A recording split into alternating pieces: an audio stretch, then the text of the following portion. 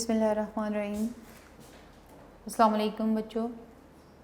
आज हम लोग अपना जो आप लोगों का जनरल साइंस में बायोलॉजी का जो पोर्शन है उसमें जो आप लोगों ने फर्स्ट चैप्टर स्टार्ट किया हुआ है that is introduction to science. उसमें हम लोग क्या करेंगे, आज अपना जो टॉपिक है दैट इज़ सेलुलर ऑर्गेनाइजेशन, उसको स्टडी करेंगे। और आज की हमारी लर्निंग आउटकम्स क्या होंगी कि इस लेक्चर के बाद बेटा आप लोगों को पता चलेगा कि सेलुलर ऑर्गेनाइजेशन का क्या मतलब है, यूनिसेलुलर ऑर्गेनिजम्स क्या होते हैं, कॉलोनियल ऑर्गेनाइजेशन क्या होती है, मल्टी सेलुलर ऑर्गेनिजम्स क्या होते हैं या ऑर्गेनाइजेशन क्या होती है। और यहाँ पे थोड़ी सी हम बात करेंगे क्लासिफिकेशन ऑफ लिविंग ऑर्गेनिजम्स के बारे में भी। तो ये आप लोगों की लर्निंग आउटकम्स होंगी जो कि आज के लेक्चर के बाद आप लोगों को आनी चाहिए। तो स्टार्ट करते हैं हम। Cellular organisation, all organisms have been divided into 5 main groups, that is prokaryotes, protists, fungi, plants and animals। तमाम लिविंग ऑर्गेनिज़म्स, चाहे वो प्लांट्स हैं, एनिमल्स हैं, माइक्रो ऑर्गेनिज़म्स हैं, जितनी भी तरह के ऑर्गेनिज़म्स हैं हमारे पास, वो सारे के सारे हम लोगों ने डिवाइड कर दिए इंटू 5 मेन ग्रुप्स। और वो ग्रुप्स कौन कौन से हैं? Prokaryotes, protist, fungi, plants and animals. मतलब जितने भी ऑर्गेनिज़म्स हैं इस वर्ड के ऊपर, वो सब जो हैं वो इन 5 कैटेगरीज़ में होंगे। या तो वो प्रोकैरियोट्स होंगे, या फिर वो प्रोटिस्ट होंगे, या वो फंजाई होंगे, या प्लांट्स होंगे, या फिर वो एनिमल्स होंगे। All organisms are made up of cells. जितने भी ऑर्गेनिज़म हैं वो सारे के सारे किस चीज़ से मिलके बने हुए हैं? सेल्स से। All organisms are made up of cells. और जितने भी ऑर्गेनिज़म्स हैं उनको हमने 5 ग्रुप्स में डिवाइड कर दिया हुआ है, that is prokaryotes, protist, fungi, plants and animals. वो इन 5 ग्रुप्स में से किसी न किसी एक ग्रुप में होंगे जितने भी ऑर्गेनिज़म्स हैं। सेल्स जो हैं वो अरेंज होते हैं in different ways to make bodies of organisms. Cells जो हैं या तो उनकी अरेंजमेंट जो है वो क्या होती है? यूनिसेलुलर अरेंजमेंट होती है, या उनकी अरेंजमेंट जो है वो क्या होती है? कॉलोनियल होती है, या फिर मल्टी सेलुलर अरेंजमेंट होती है। यूनिसेलुलर अरेंजमेंट मतलब एक सेल जो है अगर वो है तो उससे जो ऑर्गेनिज़म बनेगा उसको हम कहेंगे यूनिसेलुलर ऑर्गेनिज़म। अगर कॉलोनियल अरेंजमेंट है, मतलब ग्रुप्स के फॉर्म में, कॉलोनी के फॉर्म में ऑर्गेनिज़म्स रह रहे हैं, तो उनको हम कहेंगे कॉलोनियल ऑर्गेनिज़म्स।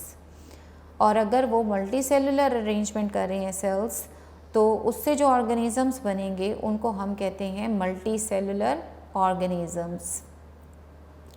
3 तरह की अरेंजमेंट है सेल्स की, और इसी तरह से फिर उनसे जो बनने वाले ऑर्गेनिज़म्स हैं वो भी हमारे पास 3 तरह के हैं, unicellular, colonial and multi cellular. अगर अरेंजमेंट यूनिसेलुलर है तो इससे बनने वाला ऑर्गेनिज़म यूनिसेलुलर ऑर्गेनिज़म होगा। अगर अरेंजमेंट कॉलोनियल है तो कॉलोनियल ऑर्गेनिज़म। अगर अरेंजमेंट मल्टी सेलुलर है तो इससे बनने वाला ऑर्गेनिज़म जो है वो क्या होगा? मल्टी सेलुलर होगा। तो स्टार्ट करते हैं। सबसे पहला वाला जो है that is unicellular organism. Unicellular organisms, in unicellular organisms only one cell makes the life of an individual. एक ही सेल जो है वो क्या बनाता है? लिविंग ऑर्गेनिज़म बनाता है। All life activities are performed by the only one cell, that is amoeba, paramecium, euglena. आप लोग देखो, आप लोगों को यहाँ पे डायग्राम में नज़र आ रहा है, अमीबा नज़र आ रहा है, पैरामीशियम नज़र आ रहा है, यूग्लिना नज़र आ रहा है। ये सब के सब जो हैं वो एक सेल पे कंसिस्ट कर रहे हैं। मतलब पूरा का पूरा इंडिविजुअल जो है वो किस पे कंसिस्ट कर रहा है? सिर्फ़ और सिर्फ एक सेल पे कंसिस्ट कर रहा है। और जितनी भी लाइफ की एक्टिविटीज़ हैं वो ये सिंगल सेल ही परफॉर्म करेगा। अगर इस सेल ने रेस्पिरेशन करनी है तो वो ये एक सिंगल सेल के थ्रू ही करेगा।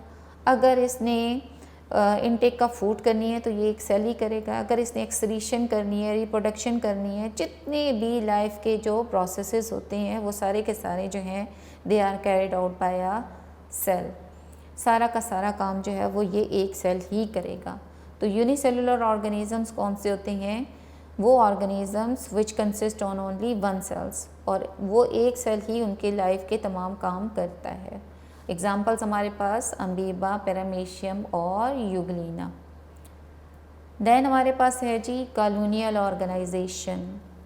इन कॉलोनियल ऑर्गेनाइजेशन क्या होता है, number of unicellular organisms live together but they do not have any division of labour among them. Colonial organisation में क्या होता है कि बहुत ज़्यादा यूनिसेलुलर ऑर्गेनिजम्स मिल के रहते हैं, लेकिन उनके दरमियान में कोई भी डिवीजन ऑफ लेबर नहीं होती। वो फंक्शंस जो हैं वो एक दूसरे के साथ डिवाइड नहीं करते। Each unicellular organism in a colony lives independently and does not depend on other cell for its basic requirement.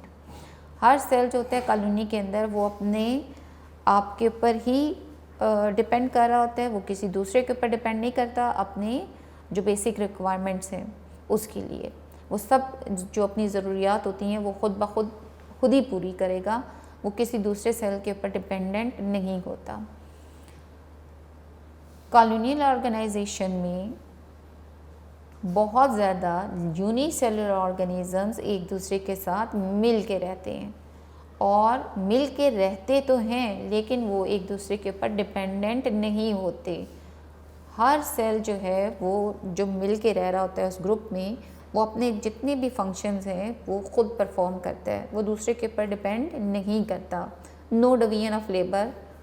तो इस तरह की जो सिचुएशन होती है उसको कहते हैं colonial organisation. Colonial organisation means unicellular organisms live together but they do not have any division of labour. हर सेल अपने सारे काम खुद परफॉर्म करेगा। जैसे कि हमारे पास एग्जांपल है वॉल्वक्स की। वॉल्वक्स जो है it is a green algae live in water that shows colonial organisation. Hundreds of volvox cells makes a colony. यहाँ पे आपको डायग्राम में देखो नज़र आ रहा होगा, ये वॉल्वक्स की कॉलोनी है और हंड्रेड्स ऑफ वॉल्वक्स आपको नज़र आ रहे होंगे। ये एक है, ये दूसरा, ये तीसरा, इसी तरह से ये हंड्रेड्स ऑफ वॉल्वक्स जो हैं ये एक कॉलोनी बना रहे हैं। ये वॉल्वक्स के सेल्स एक दूसरे के साथ मिलके तो रह रहे हैं, लेकिन इस तरह रहने में क्या कर रहा है कि हर सेल जो है वो अपने सारे फंक्शन खुद ही परफॉर्म कर रहा है। रेस्पिरेशन खुद ही, जो इनटेक ऑफ फूड है, एक्सक्रीशन है, वो सारे के सारे जो सेल्स अपना अपना काम खुद कर रहे हैं, वो एक दूसरे के ऊपर डिपेंड नहीं करते। तो ऐसी ऑर्गेनाइजेशन उसको कहते हैं colonial organisation. Cells unicellular organisms live together but they do not have any division of labour among them. उसके बाद हमारे पास आ जाते हैं multicellular organisation.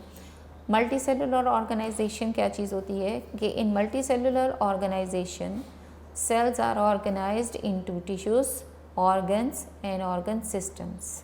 For example हमारे पास फ्रॉग है या मस्टर्ड प्लांट है। मल्टी सेलुलर ऑर्गेनिजम्स में सेल्स जो हैं वो कंबाइन करते हैं, मिल के रहते हैं, लेकिन जब ये मिल के रह रहे हैं तो इनके दरमियान में डिवीजन ऑफ लेबर होगी। सेल्स मिल के टिश्यूज़ बनाएंगे, टिश्यूज़ मिल के ऑर्गन बनाएंगे, ऑर्गन्स मिल के सिस्टम बनाएंगे और सिस्टम से एक इंडिविजुअल बन जाएगा। जैसे आप लोग अपने आप को देख लें, आप लोग मल्टी सेलुलर ऑर्गेनिजम्स हैं, आप लोगों की आइज़ जो है वो देखने का काम कर रही हैं, नोज़ जो है वो स्मेल का काम करता है, ईयर जो है वो क्या करते हैं, हेयरिंग का काम कर रहे हैं। तो आप लोगों में डिवीजन ऑफ लेबर है। सेल्स ने अपने आप को फंक्शन के लिहाज से जो है वो क्या कर दिया हुआ है, स्पेसिफाई कर दिया कि ये वाला काम ये कर लेंगे, वो वाला काम वो कर लेंगे। डाइजेस्टिव सिस्टम में जो सेल्स होते हैं वो डाइजेशन का काम करेंगे, एक्सक्रीटरी सिस्टम वाले एक्सक्रीशन वाला काम करेंगे। तो इसमें क्या चीज़ होती है मल्टी सेलुलर ऑर्गेनाइजेशन में कि सेल्स जो हैं वो कंबाइन करते हैं और कंबाइन करने के बाद वो टिश्यूज़ बनाते हैं, ऑर्गन्स बनाते हैं, सिस्टम बनाते हैं, मिल के काम करते हैं। डिवीजन ऑफ लेबर होती है मल्टी सेलुलर ऑर्गेनिजम्स में। यूनिसेलुलर में एक ही सेल सारे काम कर रहा था, कॉलोनियल में सेल्स मिलके तो रह रहे थे बट डिवीजन ऑफ लेबर नहीं थी। और अब जो मल्टी सेलुलर ऑर्गेनिज्म है इसमें सेल्स मिलके रहते हैं और डिवीजन ऑफ लेबर भी करते हैं, टिश्यूज़ बनाते हैं, ऑर्गन्स बनाते हैं और ऑर्गन सिस्टम बनाते हैं। उसके बाद हमारे पास आ जाता है जी, हम इनकी जो एग्ज़ाम्पल हैं इसको ज़रा एक्सप्लेन करते हैं। हमारे पास एक मस्टर्ड प्लांट है। मस्टर्ड प्लांट का जो साइंटिफिक नाम है उसको हम कहते हैं ब्रासिका कैम्पेस्ट्रिस। मस्टर्ड प्लांट के जो पार्ट्स हैं, on the basis of functions, the organs of the body of mustard plants can be divided into 2 groups. हमने फंक्शन की बेस पे मस्टर्ड प्लांट को 2 पार्ट्स में डिवाइड कर दिया हुआ है, या 2 ऑर्गन्स जो हैं उनमें डिवाइड कर दिया हुआ है। एक है इसके वेजिटेटिव पार्ट्स और एक है इसके रिप्रोडक्टिव पार्ट्स।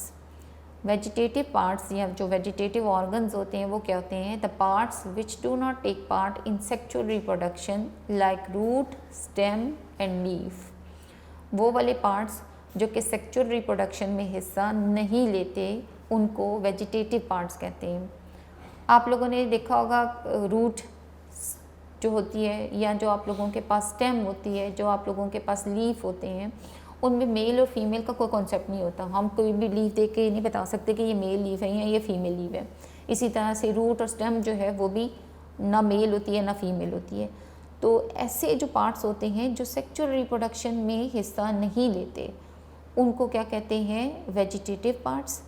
और इसमें एग्जांपल आपके पास रूट, स्टेम्स, लीव्स की आ गई। दूसरे जो पार्ट्स हैं वो हमारे पास हैं रिप्रोडक्टिव पार्ट्स।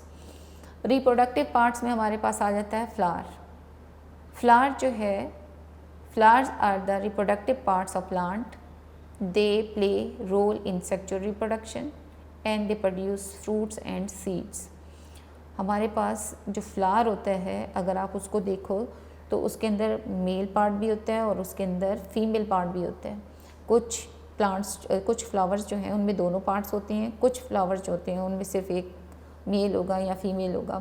तो फ्लावर जो हैं वो आप लोगों के पास जो है वो क्या करते हैं? सेक्सुअल रिप्रोडक्शन करते हैं। सेक्सुअल रिप्रोडक्शन मीन्स कि जिसमें मेल और फीमेल इन्वॉल्व होते हैं, गैमेट्स इन्वॉल्व होते हैं, एग और स्पर्म्स इन्वॉल्व होते हैं। तो ये वाली जो पार्ट्स होते हैं जो कि सेक्सुअल रिप्रोडक्शन में इन्वॉल्व होते हैं, जिसमें एग्जांपल आपके पास फ्लावर की आ गई, उनको कहते हैं रिप्रोडक्टिव पार्ट्स। देन हमारे पास क्या चीज़ है? फ्रॉग। फ्रॉग का साइंटिफिक नेम है Rana टिग्रिना।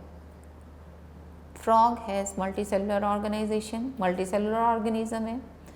The body of frog is made up of organ system and each system consists of related organs. All the organs are formed of specific tissues. आपको मैंने पहले भी बताया था कि सेल्स जो हैं जब वो अरेंज होते हैं, जब वो मिलते हैं तो वो क्या बना देते हैं? वो टिश्यूज़ बना देते हैं। और टिश्यूज़ जब कंबाइन करते हैं तो वो क्या बना देते हैं? वो ऑर्गन्स बना देते हैं। और ऑर्गन्स जब एक दूसरे के साथ मिल के काम करते हैं तो वो ऑर्गन सिस्टम बना देते हैं। तो और फ्रॉग में जो है वो ऑर्गन सिस्टम्स होते हैं, digestive system, excretory system, nervous system होता है। और हर सिस्टम जो है वो किससे मिलके बना हुआ है? वो ऑर्गन से मिलके बना है। जैसे आप लोग अगर डाइजेस्टिव सिस्टम की बात करो तो उसमें उसके जो है वो माउथ होगा, उसका जो है स्टमक होगा, स्मॉल इंटेस्टाइन, लार्ज इंटेस्टाइन, ये सारे के सारे जो ऑर्गन्स हैं ये मिलके उसका क्या बना रहे हैं? Digestive system. और ये जो ऑर्गन्स हैं ये किस चीज़ से मिलके बने होते हैं? ये टिश्यूज़ से मिलके बने होते हैं। तो ये जो था ये आप लोगों का आज का जो टॉपिक था दैट इज़ सेलुलर ऑर्गेनाइजेशन। मतलब जिस सेल्स जो हैं वो किस तरह से अरेंज हुए हुए हैं, किस तरह से ऑर्गेनाइज्ड हुए हुए हैं। 3 वेज थे, मल्टी सेलुलर, कॉलोनियल और यूनिसेलुलर। और आप लोगों ने डिटेल में देख लिया कि यूनिसेलुलर ऑर्गेनिजम्स कौन से होते थे? जो कि एक सेल से मिलके बने हुए हैं। कॉलोनियल कौन से थे? जो कि बहुत सेल्स मिल के रहते हैं but they do not have any division of labour among them. और इसमें आप लोगों ने एग्जांपल पढ़ी थी वॉलवर्क्स की। और फिर मल्टी सेलुलर ऑर्गेनिजम्स आप लोगों ने देखे कि जिसमें जो है वो सेल्स कंबाइन करते हैं, टिश्यूज़ फॉर्मेशन होती है, ऑर्गन फॉर्मेशन होती है, सिस्टम फॉर्मेशन होती है। और इसकी मल्टी सेलुलर ऑर्गेनिजम्स में आप लोगों ने 2 एग्जांपल्स पढ़ी हैं, एक मस्टर्ड प्लांट की और एक फ्रॉग की। मस्टर्ड प्लांट्स के आप लोगों ने 2 पार्ट्स पढ़ लिए, वेजिटेटिव पार्ट्स और रिप्रोडक्टिव पार्ट्स। वेजिटेटिव पार्ट्स कौन से थे? जो सेक्सुअल रिप्रोडक्शन में हिस्सा नहीं लेते। और रिप्रोडक्टिव पार्ट्स कौन से थे? जो सेक्सुअल रिप्रोडक्शन में हिस्सा लेते हैं, they take part in sexual reproduction, और एग्जाम्पल फ्लावर थी। और फिर आप लोगों ने फ्रॉग को देखा कि वो ऑर्गन, सिस्टम, टिश्यूज़ वगैरह से मिलके बनता है। इसके बाद बेटा आप लोगों का जो है वो चैप्टर नंबर 2 स्टार्ट होता है, जो कि आप लोगों का है classification of living organism. Classification of living organisms में सबसे पहले तो मैं आप लोगों को ये बताऊंगी कि हमारे पास जो है at least 10 million different kinds of organisms जो हैं they are inhibiting on this अर्थ।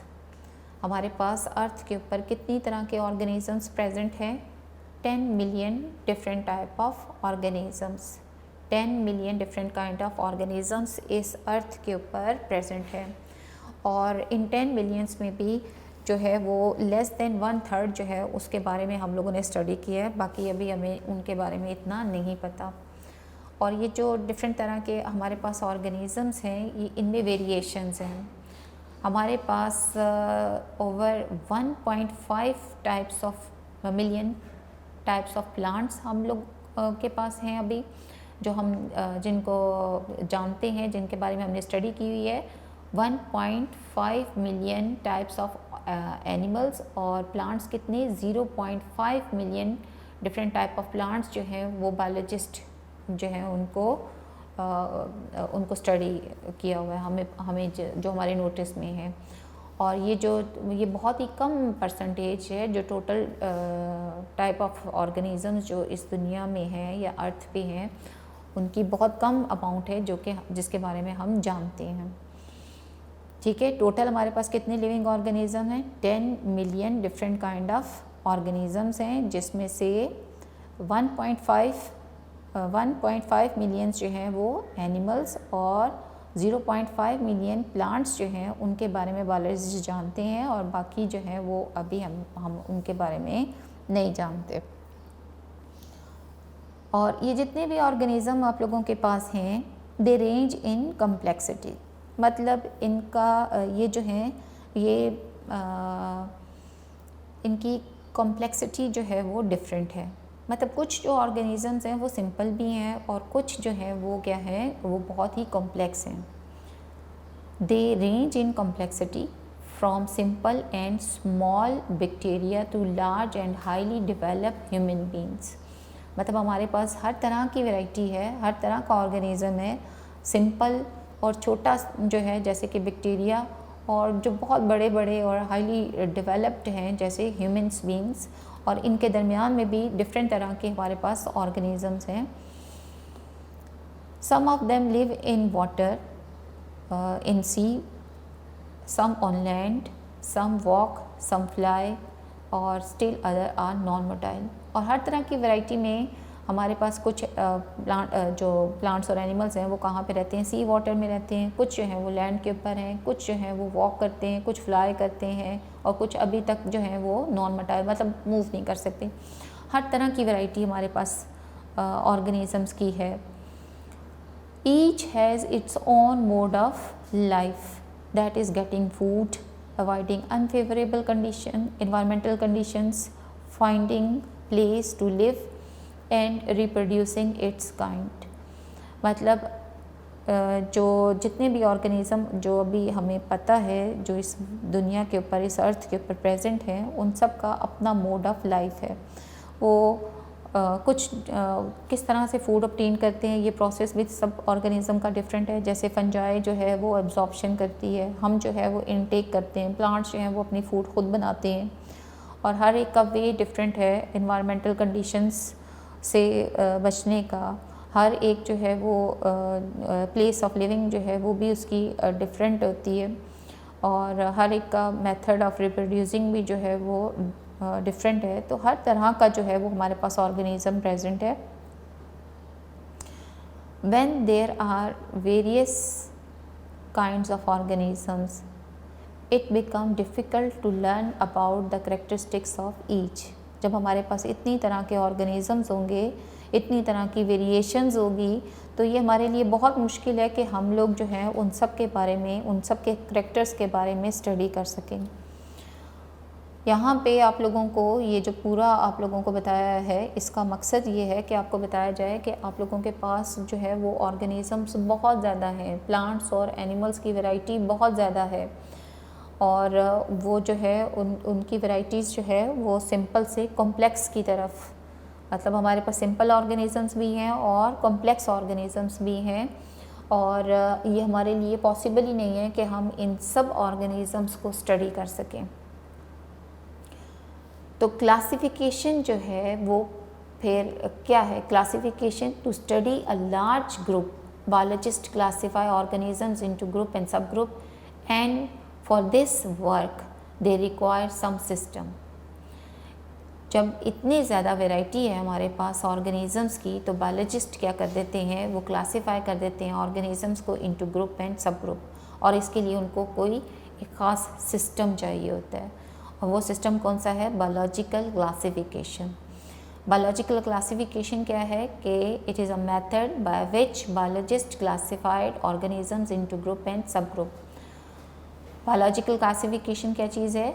ये एक ऐसा मेथड है जिसमें जो बायोलॉजिस्ट हैं वो क्या करते हैं, तमाम ऑर्गेनिजम्स को डिवाइड कर देते हैं इनटू ग्रुप एंड सब ग्रुप। इसका फ़ायदा क्या होगा हमें? जैसे मैंने आपको बताया कि हमारे पास डिफरेंट तरह के प्लांट्स हैं, डिफरेंट तरह के एनिमल्स हैं, और भी डिफरेंट तरह के और यूनिसेलुलर ऑर्गेनिजम्स हैं, प्लांट्स हैं, फंजाई हैं, एल्गी हैं। तो हम क्या कर देते हैं, हर ऑर्गेनिज़म को डिवाइड कर देते हैं इनटू डिफरेंट ग्रुप्स में। जैसे हमने ऑर्गेनिजम्स को डिवाइड कर दिया प्लांट्स में, कुछ ऑर्गेनिजम्स को हमने डिवाइड कर दिया उसमें ग्रुप में रख दिया, दैट इज़ एनिमल्स में।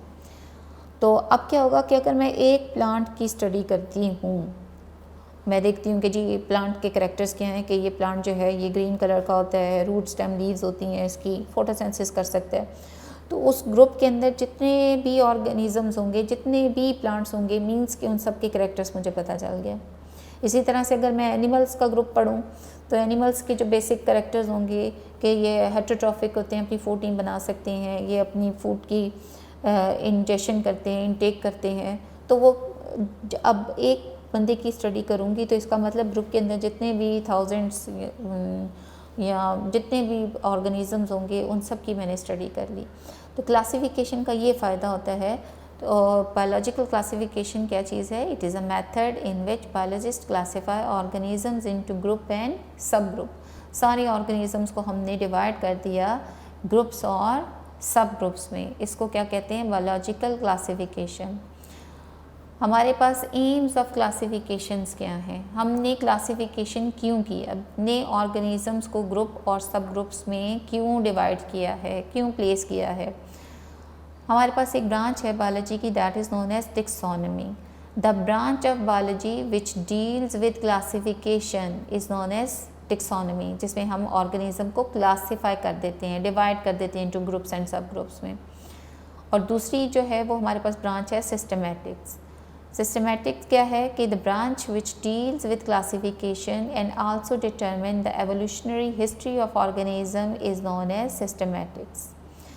ना सिर्फ हम इसमें क्या करते हैं, ऑर्गेनिजम्स को क्लासीफाई कर देते हैं, बल्कि उनका एवोल्यूशनरी हिस्ट्री को भी फाइंड आउट करते हैं। उस ब्रांच को हम कहते हैं सिस्टमैटिक्स। इन दोनों ब्रांचेस की जो ऑब्जेक्टिव्स हैं, जो मकसद हैं, वो क्या हैं कि हमें पता चल सके वो to find similarities and differences among organisms so that they can be studied easily. हमें ऑर्गेनिजम्स के दरमियान में जो सिमिलैरिटीज़ हैं, एक दूसरे से ग्रुप वाले ऑर्गेनिज़म और दूसरे ग्रुप वाले ऑर्गेनिज़म एक दूसरे से कितने मिलते जुलते हैं, कितने डिफरेंट हैं, वो पता चल सके ताकि हम उनको स्टडी कर सकें इजीली। और दूसरा क्या है? To find the evolutionary relationship of various organisms, के ऑर्गेनिजम्स का एवोल्यूशनरी जो रिलेशनशिप है वो क्या है। आपको पता है तब के पहले यूनिसेलुलर ऑर्गेनिजम्स थे, उनसे फिर सिंपल मल्टीसेलुलर ऑर्गेनिजम्स प्रोड्यूस हुए, उनसे फिर जो है वो कॉम्प्लेक्स जो मल्टीसेलुलर ऑर्गेनिजम्स हैं वो प्रोड्यूस हुए। तो कहीं ना कहीं से ये इनका ओरिजिन तो सेम पॉइंट से हुआ ना, तो सारे के सारे एक दूसरे से रिलेटेड हुए। तो हम जो है जब ऑर्गेनिजम्स को इस तरह से डिवाइड करते हैं इनटू ग्रुप्स एंड सब ग्रुप, तो उससे हमें एक फ़ायदा तो ये होता है कि हमें उनके दरमियान में जो सिमिलैरिटीज़ और डिफरेंसेस हैं उनका पता चलता है, और दूसरा उनके दरमियान में एवोल्यूशनरी रिलेशनशिप का भी पता चलता है कि इसका ओरिजिन यहाँ से हुआ, इसका ओरिजिन यहाँ से हुआ। तो ये हमारे पास एम्स ऑफ क्लासिफिकेशंस हैं।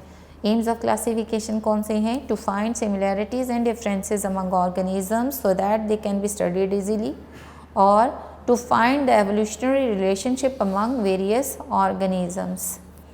उसके बाद हमारे पास आ जाती है बेसिस ऑफ क्लासिफिकेशन। क्या बेस है, किस चीज़ को देख के हम क्लासिफिकेशन करते हैं, कौन सी प्रॉपर्टीज़ हैं जिनकी वजह से हमने ऑर्गेनिजम्स को डिफरेंट ग्रुप्स में, डिफरेंट कैटेगरीज में डिवाइड किया हुआ है। तो classification is based on the relationship amongst various organisms and such relationship is got through similarities in characters. हम उनके दरमियान में सिमिलैरिटीज़ देखते हैं और सिमिलैरिटीज़ देखने के बाद उनको हम क्या करते हैं, उनको क्लासीफाई कर देते हैं। और जितनी ज़्यादा सिमिलैरिटीज़ होंगी उतनी ही ज़्यादा जो है वो आप लोगों को पता है कि उनके दरमियान में रिलेशनशिप होगा। आप लोग खुद देख लो कि आप लोग अगर बहन भाई हो तो आप लोगों का क्लोज़ रिलेशनशिप है और आप लोगों की सिमिलैरिटीज़ भी एक दूसरे के साथ ज़्यादा होंगी as compared to your cousins. आप उनके साथ आपकी सिमिलैरिटीज़ कम होंगी और अपने बहन भाइयों के साथ ज़्यादा होंगी। तो क्लासिफिकेशन हम लोगों ने सिमिलैरिटीज़ की बेस पे जो है वो सिमिलैरिटीज़ इन कैरेक्टर्स की बेस पे हमने क्लासीफाई किया हुआ है, ऑर्गेनिजम्स को डिवाइड किया हुआ है और ये सिमिलैरिटीज़ बताती हैं कि इनके दरमियान में रिलेशनशिप कैसा है। These similarities suggest that all organisms are associated to one another at some point in their evolutionary history. और ये वाली सिमिलैरिटीज़ बताती हैं आप लोगों को कि तमाम लिविंग ऑर्गेनिज़म कहीं ना कहीं कॉमन इंसेस्टर्स हैं, उनकी एवोल्यूशनरी हिस्ट्री कहीं ना कहीं एक दूसरे के साथ मिलती है। जैसे अभी आपको मैंने बताया था कि पहले यूनिसेलुलर ऑर्गेनिज्म थे, फिर सिंपल मल्टीसेलुलर ऑर्गेनिजम्स, फिर कॉम्प्लेक्स मल्टीसेलुलर ऑर्गेनिजम्स। तो ये जो हम जब इस तरह से ग्रुप्स में डिवाइड करेंगे ऑर्गेनिजम्स को, तो जो एवोल्यूशनरी हिस्ट्री है वो बताएगी कि ये सब के सब जो है ये यूनिसेलुलर से ही इवॉल्व हुए हुए हैं, वहीं से बने हुए हैं।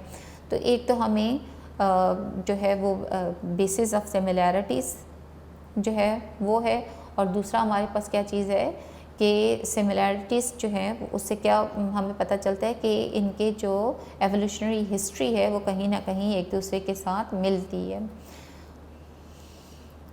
वो कह रहे हैं कि कुछ ऑर्गेनिजम्स जो हैं वो एक दूसरे से ज़्यादा क्लोजली रिलेटेड होते हैं, एक दूसरे से ज़्यादा मिलते जुलते हैं, एसोसिएटेड होते हैं। जैसे कि एक स्पैरो है और एक पिजन है। आप लोग अगर इन दोनों को देखो तो दोनों के जो हैं वो क्या है, विंग्स हैं, दोनों उड़ सकते हैं, दोनों की सिमिलैरिटीज़ ज़्यादा है। और अगर आप लोग इनको देखो तो आपको पता चलेगा कि इन दोनों के जो एंसेस्टर्स हैं वो कहीं ना कहीं एक लिंक करते हैं। अगर एक तरफ आप लोगों के पास स्पैरो है, पिजन है और इंसेक्ट है, तो स्पैरो और जो आप लोगों के पास पिजन है वो एक दूसरे से मिलता जुलता है, लेकिन इंसेक्ट इनसे मिलता जुलता नहीं है, उसके साथ इनकी सिमिलैरिटीज़ नहीं है। सिमिलैरिटीज़ स्पैरो और पिजन की एक दूसरे के साथ ज़्यादा हैं।